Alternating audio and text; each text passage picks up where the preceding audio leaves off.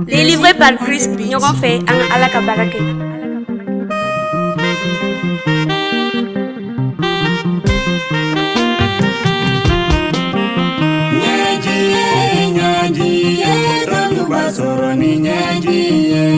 Sankolo Massaya, doluba soro ni nyajiye. Nyajiye, nyajiye, doluba soro ni nyajiye. Arijana tubu, doluba soro ni nyajiye.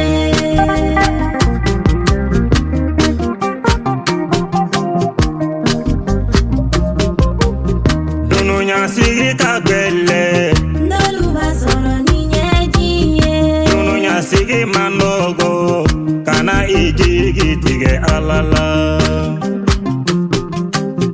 Bele ya chugu kacha diela kana ijigi tige alala Ami chugu beduno nyala kana idala che Yesula Sankolo Massaya, doluba soro ni nyajiye.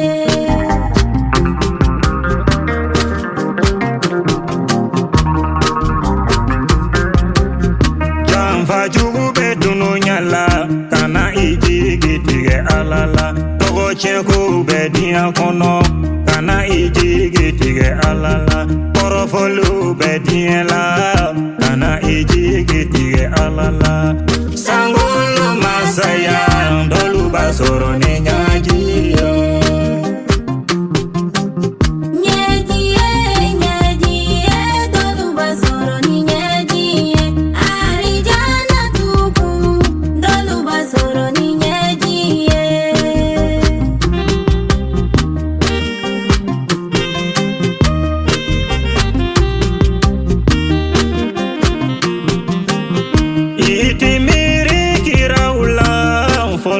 Kiraula, kamiri chidona, follow chidenona, uludolu ye toro jugu soro, matigi koso, uludolu bugora, bugo jugu jugula, uludolu fagara, faga jugu jugula, uludolu chechira, ni yiri chila shifamae.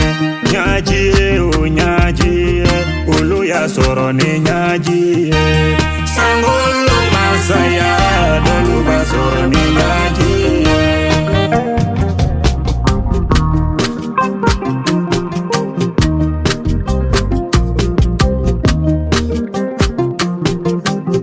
Kalanko hami be mogo doluka, ulu bika sila dungodo. Barako hami be doluka. Olobeka sila dungodo Furuko hami be mogo doluka Olobeka sila dungodo Denko hami be doluka Olobeka sila dungodo Kana ijigi tige alala Pana jugu be dinyela Doluba soro ni nyajiye Ami jugu kacha dia konon doluba soro ni nyajiye Ami jugu tumala kana idala che Yesula dia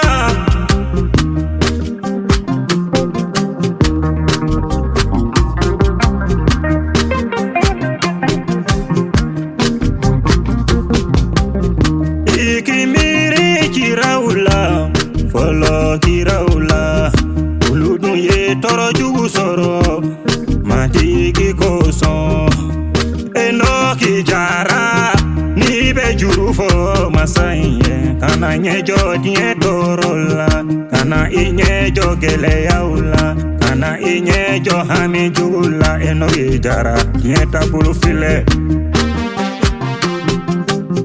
Dunu nyapita, dunu nyate Chogo kele nade enogi jara Dolubi kasila Dolubi yelela Dolu kono falembe Ngo kongo bi dolula Nyajiye, nyajiye, doluba soro ni nyajiye. Arijana tubu, doluba soro ni nyajiye.